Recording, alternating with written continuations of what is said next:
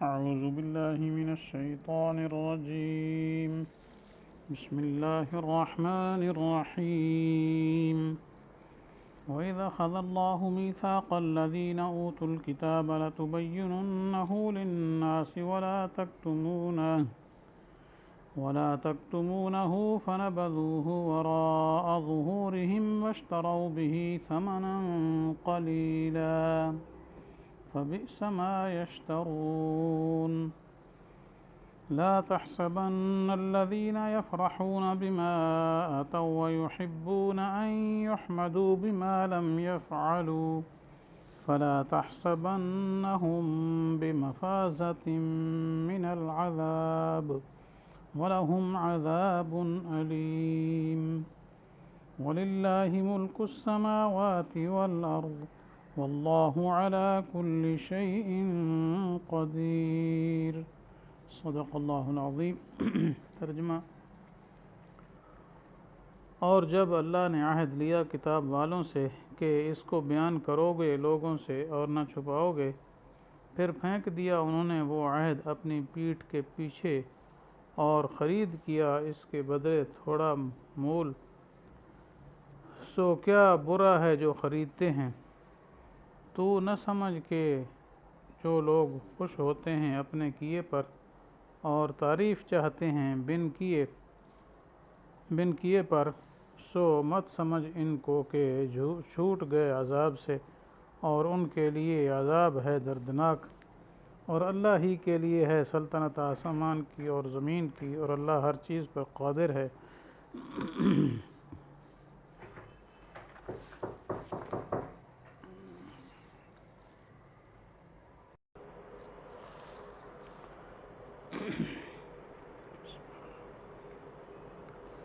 ان آیات میں یہودیوں کی دو بد خصلتوں کا ذکر ہے۔ چونکہ پچھلی آیات میں یہودیوں کے افعال بد اور بری خصلتوں کا بیان تھا، تو یہ ایک اور برے دو عمل آ گئے۔ ایک یہ ہے کہ وہ عہد و پیمان کی خلاف ورزی کرتے ہیں، اور دوسرا یہ ہے کہ جو کام نہ کیا ہو اس پر کیا خوش ہو کر پھر تعریف کے طالب ہوتے ہیں۔ تو یہ برائیاں ان آیات میں یہود کی بیان کی گئی ہیں۔ اس لیے فرمایا وَإِذَا أَخَذَ اللَّهُ مِيثَاقَ الَّذِينَ أُوتُوا الْكِتَابَ، کہ جب اللہ تعالیٰ نے اہل کتاب سے وعدہ لیا تھا، یعنی ان کو حکم دیا تھا کہ یہ کام اگلا کرنا ہے اور انہوں نے قبول کیا تھا، تو وہ حکم کیا تھا؟ لَتُبَيِّنُنَّهُ لِلنَّاسِ، کہ تم کیا ہے وہ کتاب کو لوگوں کے سامنے بیان کرو گے، یعنی تورات جو تھی یا انجیل جو کتابیں اللہ تعالیٰ نے اہل کتاب کو دی تھی، تو اس کو ضرور بیان کرو گے لوگوں کے سامنے، اور بالکل چھپاؤ گے نہیں۔ وَلَا تَكْتُمُونَهُ، لیکن انہوں نے وعدہ کر لیا لیکن بعد میں کیا کیا؟ فَنَبَذُوهُ وَرَاءَ ظُهُورِهِمْ، اس وعدے کو نبھایا نہیں ہے، وعدے کو پس پش ڈال دیا، یعنی اس وعدے کو پورا نہ کیا اور اس پر عمل نہ کیا۔ وَاشْتَرَوْا بِهِ ثَمَنًا قَلِيلًا، کیا کیوں نہیں؟ اس کی وجہ اس جملے میں بیان فرمائی گئی کہ اس کے بدلے میں انہوں نے دنیا کا تھوڑا سا سامان لے لیا ہے، یعنی دنیا کی پونجی جو حقیقتاً حقیر ہے، چاہے بہت زیادہ بھی ان کو مال ملتا تھا لیکن آخرت کے مقابلے میں بہت ہی گھٹیا، تو اس لیے وہ یہ سمجھتے تھے کہ اگر حق کو ہم بیان کریں گے اور کتاب کے اندر جو چیزیں ہیں وہ صحیح بیان کریں گے تو پھر ہماری ریاست نہیں رہے گی، ہماری سرداری نہیں رہے گی، اور اس طریقے سے خاص طور پر آپ صلی اللہ علیہ وسلم کے بارے میں جو پیشین گوئیاں تھیں وہ تو انہوں نے بالکل ہی چھپا دیں۔ جی وہ سمجھتے تھے اگر لوگ ہماری عوام جو ہے یہ آپ صلی اللہ علیہ وسلم کے متبع بن گئے تو پھر ہمارے پیری مریدی ختم ہو جائے گی، ہماری گدی چل رہی ہے یا گدی بند ہو جائے گی، مریدین کے نذرانے تحفے تحائف یہ سب کے سب بند ہو جائیں گے۔ اس وجہ سے انہوں نے آپ صلی اللہ علیہ وسلم کی تعریف کو بھی چھپایا، اور بھی بہت سارے احکام چھپا لیتے تھے جب ان کو ضرورت پڑتی تھی۔ تو مقصد کیا تھا؟ دنیا کمانا۔ اسی کو اللہ تعالیٰ فرما رہے ہیں وَاشْتَرَوْا بِهِ ثَمَنًا قَلِيلًا، جی کہ اس کے بدلے میں انہوں نے تھوڑا سا ثمن لے لیا۔ جی تو ظاہر بات ہے دنیا کا ثمن چاہے کروڑوں روپے ہو پھر بھی تھوڑا ہی ہے، کیونکہ فانی ہے اور ختم ہونے والا ہے۔ فَبِئْسَ مَا يَشْتَرُونَ، فرمایا برا ہے جو وہ خریدتے ہیں۔ آگے دوسری آیت میں فرمایا لا تحسبن الذین یفرحون بما آتوا ویحبون ان یحمدوا بما لم یفعلوا، کہ جو لوگ خوش ہوتے ہیں ایسے کام سے جو انہوں نے کیا ہے، ٹھیک ہے، تو ان کو آپ گمان نہ کریں۔ آگے آ رہا ہے عذاب سے بچنے والے نہ سمجھیں، اور چاہتے یہ ہیں کہ ان کی تعریف ہو ان کے فعل کے نہ کرنے پر۔ تو اصل میں یہ یہودیوں کا برا ایک معاملہ تھا کہ احکام چھپاتے تھے، تو اسی سلسلے میں روایات احکام چھپانے کی بھی آئی ہیں اور پھر خوش ہونے کی اور ان باتوں کی بھی آئی ہے۔ چنانچہ بخاری شریف کی ایک روایت ہے، حضرت عبداللہ ابن عباس رضی اللہ تعالیٰ عنہ سے منقول ہے کہ رسول اللہ صلی اللہ علیہ وسلم نے یہود سے ایک بات پوچھی کہ کیا یہ تورات میں ہے؟ تو ان لوگوں نے چھپا لیا، نہیں بتائی، اور جو تورات میں تھا اس کے خلاف بیان کر دیا، یعنی اصل بات چھپا کر اس کے خلاف بیان کیا، اور اپنے اس عمل بد پر خوش بھی ہوتے ہوئے واپس آئے، دیکھو ہم نے محمد صلی اللہ علیہ وسلم کو خوب دھوکہ دیا ہے۔ تو اس پر یہ آیت نازل ہوئی۔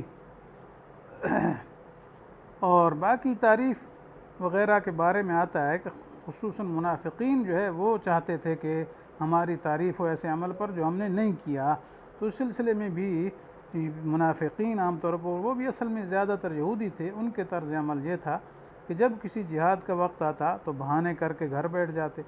ٹھیک ہے، اور کہتے تھے ان بیوتنا عورہ، جی قرآن نے فرمایا وما ہی بعورت نہیں یریدون الا فرارا، جی وہ اصل میں جہاد سے بھاگنا چاہتے تھے۔ تو بہرحال اس طرح جہاد کی مشقت سے بچنے پر پھر وہ خوشیاں مناتے، کیونکہ آپ صلی اللہ علیہ وسلم ان کے بہانے شانے جو تھے وہ تسلیم فرما لیتے اور کہتے ٹھیک ہے جاؤ تم، تو وہ جہاد میں پھر نہیں آتے تھے، اور جب آپ صلی اللہ علیہ وسلم واپس آ جاتے تو پھر آپ کے سامنے جھوٹے قسمیں کھا کر عذر بیان کرتے، جی ہماری یہ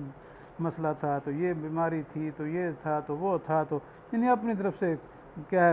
کوئی عذر گھڑ لیا اور اس پر قسمیں بھی کھا لیتے جھوٹی،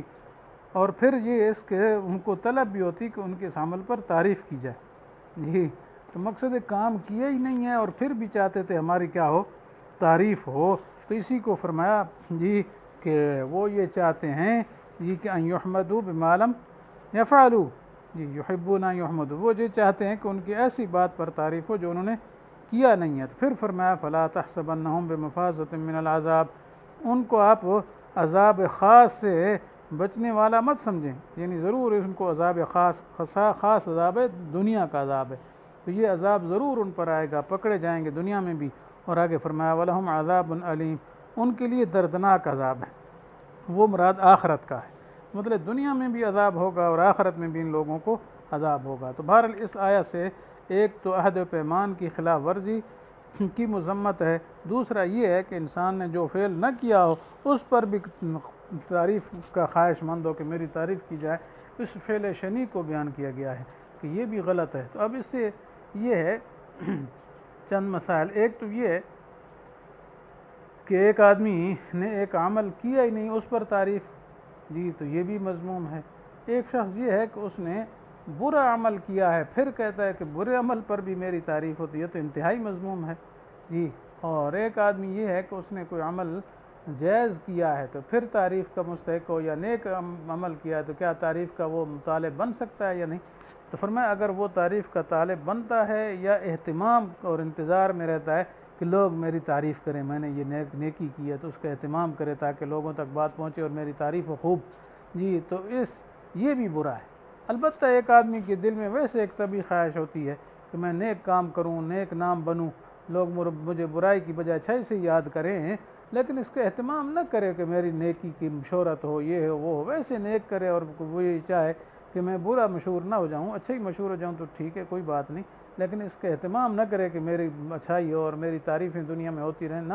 اہتمام نہ کرے، تو پھر اس میں گنجائش ہے جی کہ صرف وہ اصل نیکی کے طالب ہے، مقصود اس کا نام وری نہیں ہے، یہ مقصود اس کا یہ ہے کہ میرا برا نام نہ جائے دنیا میں، اچھا ہی جائے تو بہتر ہے، تو اس میں کوئی حرج نہیں ہے۔ لیکن جو چاہتا ہی ہے کہ میری تعریفیں ہوں، نیکی کرتا ہی اسی غرض سے ہے، تو وہ نیکی کیا ہوگی، وہ تو ریا بن جائے گا، کیونکہ اس نے اللہ کے لیے نہیں کیا، جی بلکہ اس نے تو لوگوں کے اندر اپنی تعریف کیا ہے ہونے کے لیے کیا ہے کہ میری تعریف ہوتی پھرے، اس وجہ سے یہ چند قسمیں ہیں جی۔ تو یہاں جو مذمت آئی ہے ایسے فعل کی، وہ یہود کے فعل کی ہے کہ ایک عمل کیا ہی نہیں ہے، ٹھیک ہے، پھر وہ چاہتے ہیں کہ ہماری تعریف ہو جائے۔ تو بہر اللہ تعالیٰ ان دونوں برائیوں سے ہماری حفاظت فرمائے۔ آگے فرمایا وَلِلَّهِ مُلْكُ السَّمَاوَاتِ وَالْأَرْضِ، اللہ کے لیے سلطنت ہے آسمانوں کی اور زمین کی، اور اللہ تعالیٰ ہر چیز پر قدرت والا ہے۔ تو اس کا ایک تعلق تو ماقبل کے ساتھ متصل ہے کہ یعنی یہ لوگ دنیا میں عذاب سے نہیں بچ سکیں گے اور آخرت میں ان کا دردناک عذاب ہے۔ اس کی وجہ یہ ہے کہ عذاب سے بچیں گے کیسے؟ جی وہ تو تب بچے نا کہ اللہ تعالیٰ کی قدرت سے باہر ہو جائیں، کیونکہ عذاب دینا اللہ تعالیٰ نے، لیکن اللہ تعالیٰ کی تو دنیا میں، کائنات میں، ساری مخلوق میں اسی کی شاہی ہے، آسمانوں میں، زمینوں میں۔ ہاں کوئی اور جہان ان کو ملتا ہے تو نکل جائیں تو بچیں، تو اور ہے کہاں؟ اور تو ہے ہی کون؟ سب کچھ اللہ کی قدرت میں، اس لیے اللہ تعالیٰ سے کوئی بھاگ نہیں سکتا ہے۔ لہٰذا کیا ہے، اللہ کی سلطنت ہے تو یہ عذاب سے کبھی نہیں بچ پائیں گے، اور اللہ کو ہر چیز پر قدرت ہے۔ اور اس کا تعلق ماقبل میں جو مضمون ابتدا میں چلا تھا، جی بالکل صورت آل عمران کی ابتدا میں، اب چونکہ بالکل اس صورت کا اخیر ہے، ایک ہی رکوع بچ گیا ہے، تو ابتدا میں یہ مضمون چلا تھا کہ عیسائیوں کے جو شبہات تھے، نصارہ کے جو شبہات تھے، ان کا رد کیا گیا تھا، کیونکہ نصارہ جو ہے حضرت عیسیٰ علیہ السلام اور حضرت مریم کو اور اس طریقے سے کیا آل عمران وغیرہ کے بزرگوں کو کہ حاجت روا اور مشکل کشا مانتے تھے، الہ مانتے تھے، ان کے شبہات کا رد کیا گیا، اور درمیان میں دوسرے مسائل چلے، اور پھر آپ صلی اللہ علیہ وسلم کی رسالت کا مضمون چلا تھا، تو اس میں رسالت پر جو شبہات تھے جی وہ تذکرہ ہوا ان کا۔ پھر یہ شبہ ہوا تھا کہ اگر یہ نبی ہوتے تو جنگ احد میں شکست کیوں ہوئی، تو اس کا تفصیلی تذکرہ ہوا۔ تو اب یہ مکمل ہو گئے یہ سارے تذکرے، تو آخر میں پھر کیا ہے مسئلہ توحید کا اعادہ کیا گیا کہ ساری سلطنت اور بادشاہی صرف اللہ تعالیٰ کی ہے اور کسی کی نہیں ہے۔ بادشاہی جب اسی کی ہے تو سب کچھ اسی کا ہے، تو لہذا معبود بھی وہی ہے، متصرف بھی وہی ہے، کارساز بھی وہی ہے، جی سورنے پکارنے کے لائق بھی وہی ہے، حاجت روا مشکل کشا بھی وہی ہے۔ عیسیٰ علیہ السلام نہیں، حضرت مریم نہیں، اور دوسرے بزرگ بھی اس طرح نہیں، تو نہ انبیاء، نہ علماء، نہ صلحاء، کوئی بھی پکارنے کے لائق نہیں۔ پکارنے کے لائق اور مشکل کشا اور حاجت روا ہے تو وہ صرف ہی صرف اللہ تعالیٰ ہی کی ذات ہے۔ تو وجہ یہی ہے کہ ساری سلطنت آسمانوں کی اور زمین کی اسی کی ہے، اور قدرت بھی اسی کی ہے، لہذا عبادت بھی اسی کی ہے۔